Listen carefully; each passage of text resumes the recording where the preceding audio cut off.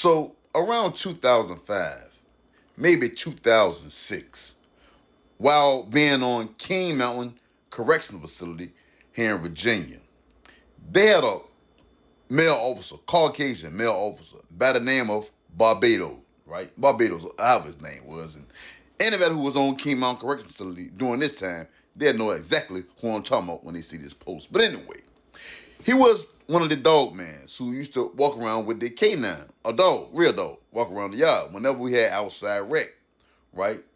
And these dogs, right, it kind of remind you of the dogs during the times of the civil rights movement.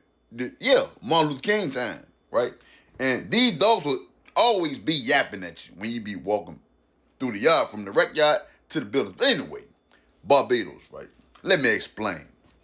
Man, welcome to another session of awareness and educational purposes, content only, people, like always. Man, this ain't about me trying to glorify prison. This is part of my story, my journey, the things that I experienced, witnessed, and went through while being incarcerated. Now, like I was saying, this dog man, the one who was in charge of keeping the upkeep of the dog, the K-9, for the institution, Barbados, right?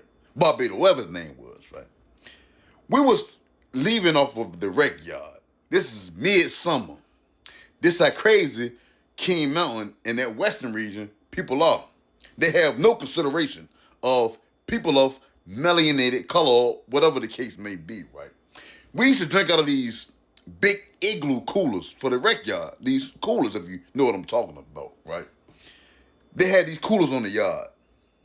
Never forget this, man. We leave out the rec yard, and the dog needed some water. The K-9, the dog that Barbados had on the leash.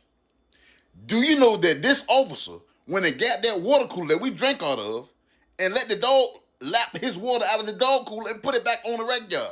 Yeah. Man, you know I had to write that thing up, man. Yeah, I wrote it up. But that was completely unsanitary. And these are the type of things that they was doing in that western region, man. Chewing and spitting tobacco inside of the trash cans inside of the chow hall while we eating. This was before they took the tobacco products out of the institutions, man. I'm telling you. When I got on that place, it reminded me of some of the film that I used to watch of the civil rights era. That what type of atmosphere it was at Ladder United. And anybody who see this post, they'll know exactly what I'm talking about, man. But the moral of the post is, man, never forfeit your freedom.